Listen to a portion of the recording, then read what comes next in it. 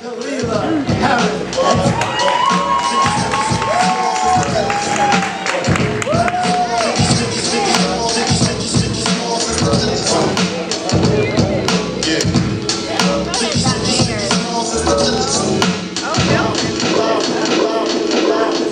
Represent BK to the fullest. Yes. Represent BK to the fullest. Where Brooklyn at?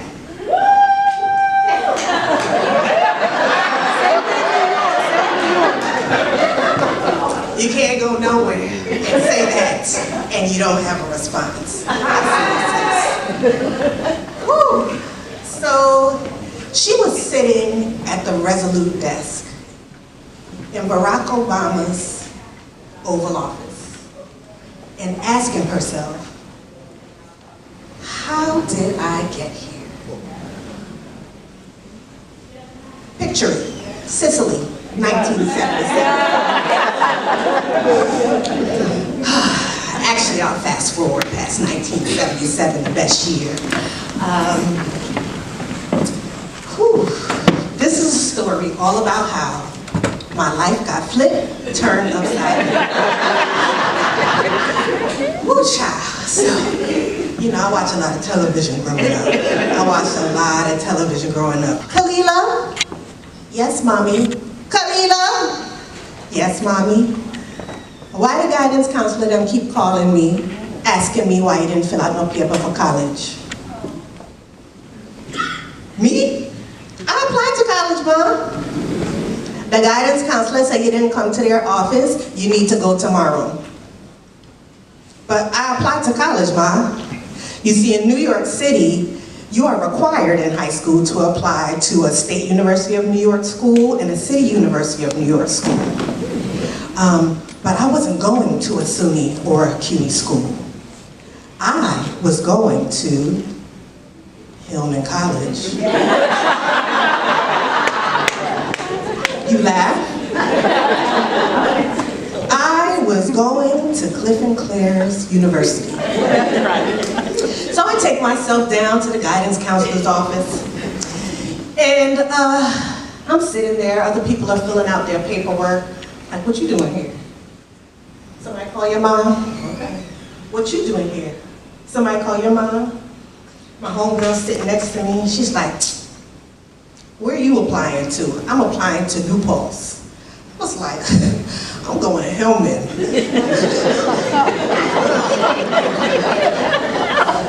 She was like, what's that name?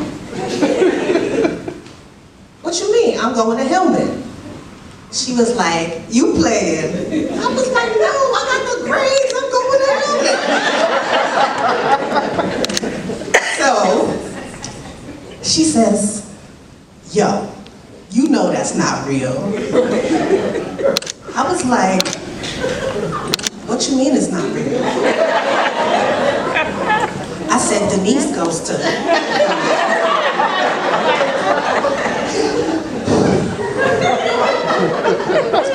She was like, stop playing.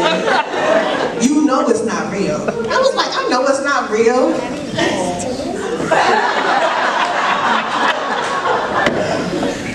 So I said, I'm not applying to a CUNY or a SUNY school. So I go on a hunt. Where are other schools like Hillman? So I started asking around, you know, what are some schools like Hillman? You know, like Hillman on a different world?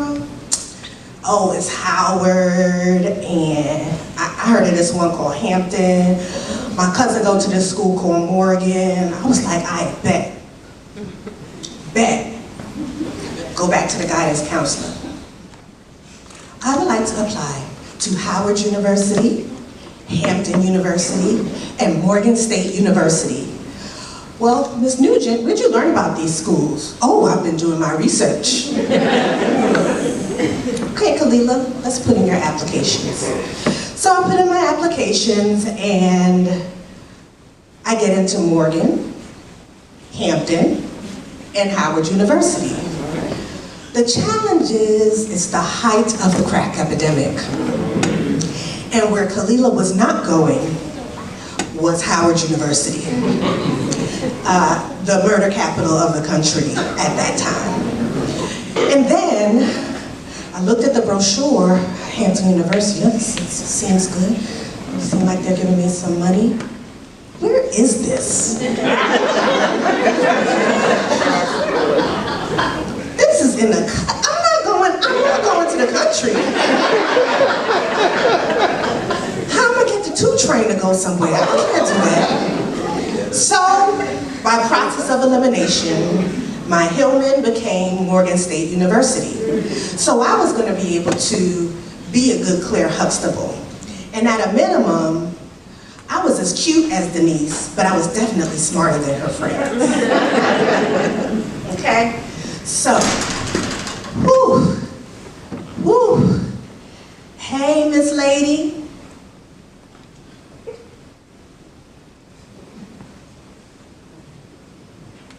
Miss Lady. Me and my mom looked at each other. Y'all need a hat?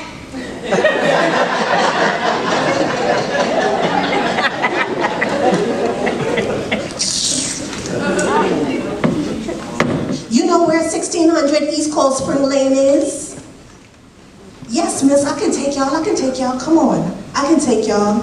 So my mom and I look at each other in our very Brooklyn way, and we go, okay, you know, we'll get in. So the driver takes us to 1600 East Cold Spring Lane, which is the very middle of Morgan State University's campus, for those of you who've never been there. So, take my big bags. We took the plane to the train, we took the train to the plane. Actually, we took the Peter Pan bus. We took the Peter Pan bus. And the cab driver, or the hack driver, dropped us in the middle of Morgan State University's campus. And that was the first time I was introduced to the cobblestones of Morgan State University. And if any of you have ever tried to walk across cobblestone, more than 5 steps, with a huge luggage case that you don't need because you're only going to freshman orientation for the weekend, you know that there was pain to be had at the Morgan State University. So, lugged my big old suitcase with my mom across campus to the first place I would lay my head at Morgan State University. I was 16 years old and I was ready. My mom took me to that door, said, listen to the people then, got back in a cab, and left me at Morgan State University. So, you know, my mom, I'm a first-generation citizen of this country. I'm a first-generation college goer, as you can tell by my pursuit of Hillman College. And when I filled out my applications for college, I had no help.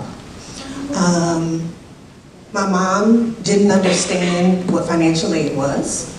My mom had me fill out all of the paperwork. I've been signing my parents' signatures since about 10, 11 years old, so I had that down. She had no idea that there was some involvement she was required to have in the process. There was just a lot of excitement that I got in. So when she got there, there was no such thing as, well, let's sit and talk to them about your dorm room, or let's sit and figure out your financial aid. She said, listen to the people that got in the car, went back to the bus. Wake up! Wake up! Ooh, I was gonna have a lot of lessons to be learned at Morgan State University. We had those conscious brothers and sisters who were calling us to the yard to talk about our blackness, our ancestry, and what it meant to be proud to be black. And then I learned that there was a such thing as rich black people. Kids came to campus with their new Honda Civic with vanity tags that said, you go girl. People would pull out a bank card, go to the mall, and buy themselves new shoes at least once or twice a month. I had the lowest meal plan, and my mother gave me $80 a month. $80 a month to survive at the Morgan State University. So my homegirl, Lakia Brown, after the cafeteria would close, we call it the refectory. So after the refect closed, we would make some peanut butter and jelly. Now Lakia came from a two-parent household in Queens, and she had money to buy extra food. So when all the snacks were done out of my trunk, she felt bad. So she would sit and eat peanut butter and jelly with me. I also learned some other hard lessons. I met this lady named Sally Mae. Let me tell you about this.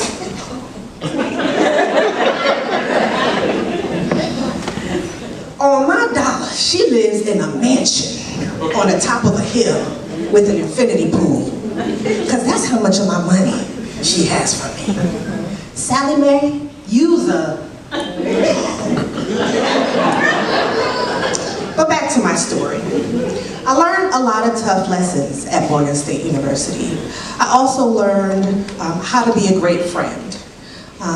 The faculty at Morgan State University, as is true at every HBCU, were raising me. One of my professors would say to me, Miss Nugent, don't come into my class again 30 minutes late. I can see you coming out of your dorm across the hallway and come into my class late. If you live across the hallway, you should be the first one here. You see, my dorm was literally outside of the window of my 8 a.m. class.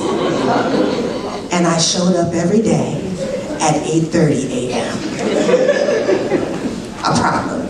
But this same professor, Professor Camaro, would say to me, Miss Nugent, you need to apply to University of Maryland School of Law. I was like, University of Maryland? I'm going to UCLA. I'm going to be a sports and entertainment lawyer. Miss Nugent, you're going to apply to University of Maryland School of Law. Why? Well, they have not admitted one of Morgan's students in many years. You will be the one. So in addition to all of my other applications, I applied to University of Maryland School of Law. And in 1998, I stepped onto the campus of the University of Maryland School of Law when I was 20. Because the professors at Morgan State University were raising me. Excellence was expected, but they understood that they needed to help us get there. Wherever we were, they met us there. I was able to meet some of the best friends of my life. I saw that shining light of pink and green. But I didn't know what the light was. It was blinded. I'm like, what is that? Combed through the aisles looking for the single history book of every organization. Sitting there, sweating. How am I going to remember all of this?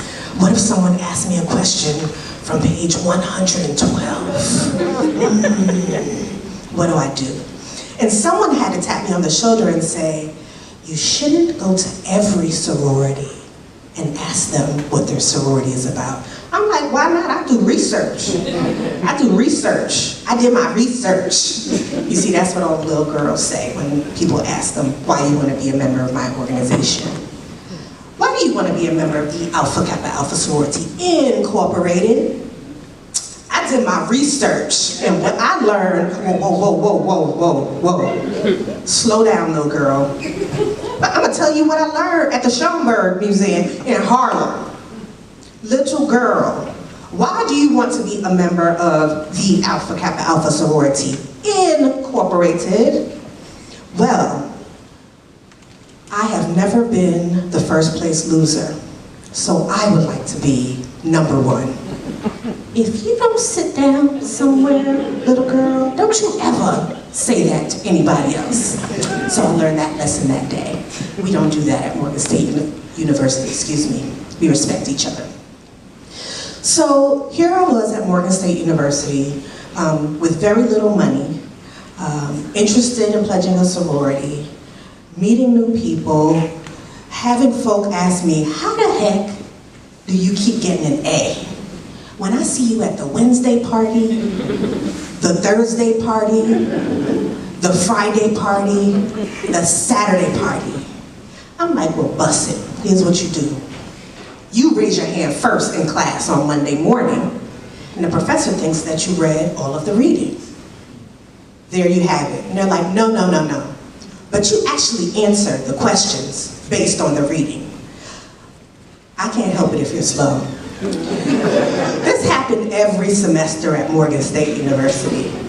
Trust me, it wasn't fun, because when I didn't answer questions, classes would take a very long time. Very long time. I see some of the young people nodding their heads like, yeah, that's me. People want me to answer. Don't answer the question. See what happens. So, what can I say? Television made a way for me. It brought me to Morgan State University. But furthermore, television brought me to University of Maryland School of Law as a result of Morgan State University. And then it brought me to the University of Pennsylvania, where I subsequently got my doctorate because of Morgan State University. But most of all, it got me to Barack Obama's Oval Office, where I sat at the Resolute desk as the first deputy director of the White House Initiative on Educational Excellence for African Americans.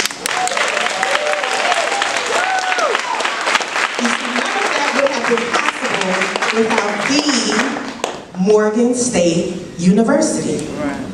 And what is important for us to remember about our legacy is that even when we think the grass is greener on the other side, the white man's water is wetter, we need to remember from whence we came, because the seeds that were planted for me at Morgan State University, someone who was pursuing Hillman College, have lasted a lifetime. And now my youngest daughter, 10 years old, likes to wear her Morgan State t-shirt once a week. And she says, Mama, I'm gonna live with you forever and go to Morgan State University. To which I quickly respond, you will live on campus. So thank you, friends. I'm so glad I went to Morgan State.